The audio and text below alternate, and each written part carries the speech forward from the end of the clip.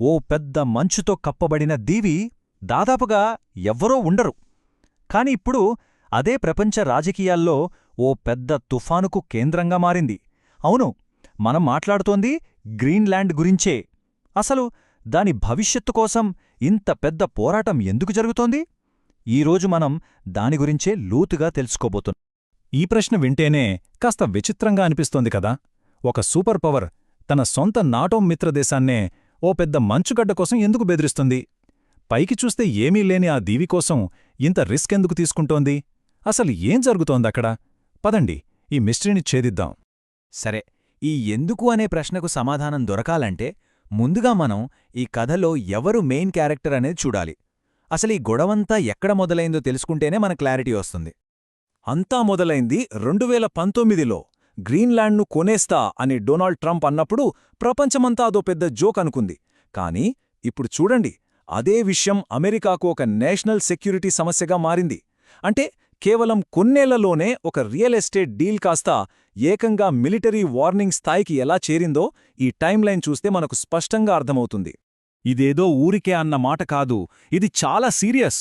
Denmark గనక గ్రీన్లాండ్ను మాకివ్వకపోతే మేమే బలవంతంగా తీసేసుకుంటాం అని అనడమంటే ఏంటి? ఇది డైరెక్ట్ వార్నింగ్.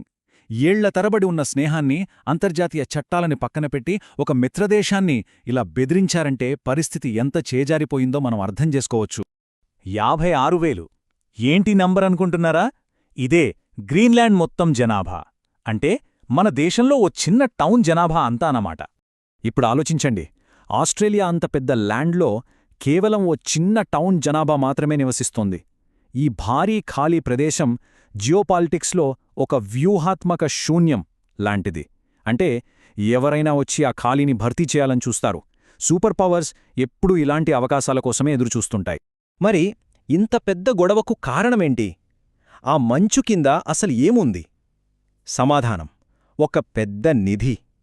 ఎంత పెద్ద నిధి అంటే ప్రపంచ దేశాల అధికార బలాబలాలను మార్చేగల అంత పెద్ద నిధి. ఇవేవో మామూలు ఖనిజాలు కావు, రేర్ ఎర్త్ మినరల్స్. అంటే మన మోడర్న్ టెక్నాలజీ ప్రపంచానికి ఊపిరిలాంటివి. ఇక యురేనియం గురించి మనకు తెలిసిందే, న్యూక్లియర్ పవర్కు ఆధారం. సింపుల్గా చెప్పాలంటే భవిష్యత్తులో ఏ దేశం దగ్గరైతే ఇవుంటాయో ఆ దేశమే వరల్డ్ ఎకానమీని, మిలిటరీ పవర్ని శాసిస్తుంది. దీని ప్రాముఖ్యత మనకు తెలియాలంటే పెద్దగా ఆలోచించక్కర్లేదు.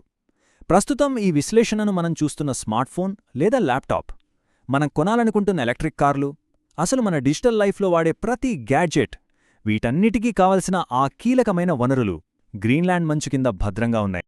ఆర్క్టిక్లో మంచు కరగడం అనేది కేవలం క్లైమేట్ చేంజ్ సమస్య మాత్రమే కాదు.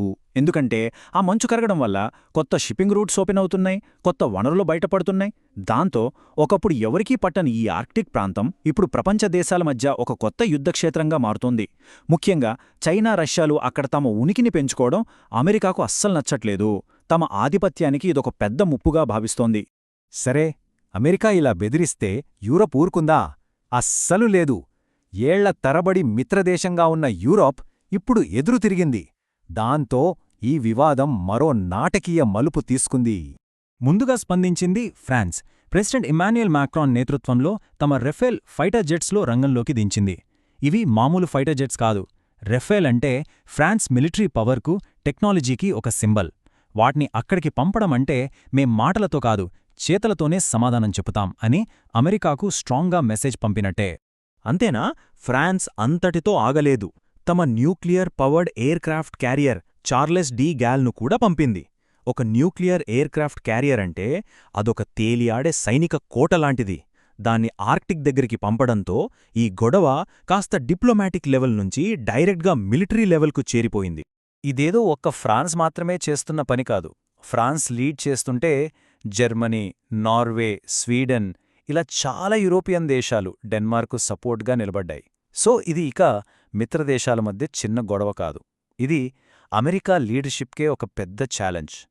ప్రపంచ రాజకీయాలు ఎలా మారుతున్నాయో చెప్పడానికి ఇదొక క్లియర్ సిగ్నల్. అయితే కథ ఇక్కడితో అయిపోలేదు. వెస్టర్న్ కంట్రీస్ మధ్య జరుగుతున్న ఈ వివాదంలో ఒక ఊహించని ట్విస్ట్ ఈ సమస్యను పరిష్కరించగలదనే నమ్మకంతో ఒక కొత్త శక్తి ఎంట్రీ ఇచ్చింది. ఆ శక్తే మన భారతదేశం. ప్రస్తుతం గ్లోబల్ సౌత్ అంటే అభివృద్ధి చెందుతున్న దేశాలన్నింటికీ నాయకుడుగా భారతదేశం ఎదుగుతోంది. ప్రధాని మోదీ నాయకత్వంలో ఈ దేశాల గొంతుకగా మారుతోంది. అంటే పాత వెస్టర్న్ పవర్స్కు కొత్తగా ఎదుగుతున్న దేశాలకు మధ్య ఒక బ్రిడ్జ్లా పనిచేయగలదు. అందుకే డెన్మార్క్ సహాయం కోసం భారతదేశం వైపు చూస్తోంది. కానీ ఇది అంత సులభం కాదు. ఈ టేబుల్ చూస్తే మనకర్థమవుతుంది ఇండియా ఎంత సున్నితమైన పరిస్థితిలో ఉందో. ఒక రకంగా చెప్పాలంటే ఇది కత్తిమీద సాము లాంటిది. ఎందుకంటే ఒకవైపు అమెరికా ఉంది, క్వాడ్ కూటమిలో మనకు స్ట్రాటజిక్ పార్ట్నర్. మరోవైపు ఫ్రాన్స్ ఉంది, మనకు ఎప్పటినుంచో మంచి మిత్రదేశం. మన ఎయిర్ ఫోర్స్కు రఫేల్ జెట్స్ ఇచ్చింది కూడా వాళ్లే. ఇప్పుడు ఈ ఇద్దర్లో ఎవరి వైపు నిలబడాలి? ఇండియా తీసుకునే నిర్ణయం చాలా కీలకం కాబోతోంది. ఈ పొలిటికల్ గేమ్స్, ఈ గొడవల వెనక ఇంకో పెద్ద కథుంది. అది మనందర్నీ, అంటే ఈ భూమి మీదున్న ప్రతి ఒక్కరిని ప్రభావితం చేసే కథ. గ్రీన్లాండ్ మంచు యొక్క భవిష్యత్తే మన ప్రపంచ భవిష్యత్తును కూడా నిర్ణయిస్తుంది. 7 మీటర్లు.